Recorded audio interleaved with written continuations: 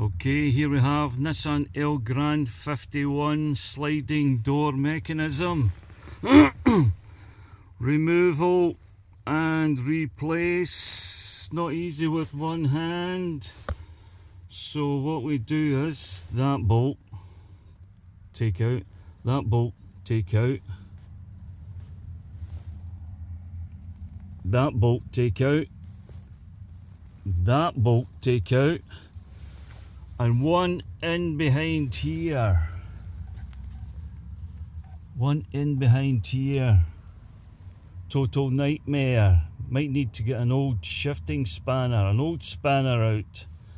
Right, and then the electrics, 4 electrics, 1, 2, 3, 4, take them out. Right, then you have these, that's the wires. Right, undo them.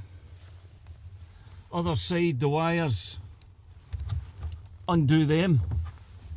So that's the whole mechanism. Motor, wires that go to the outside, and we'll do another video of the outside.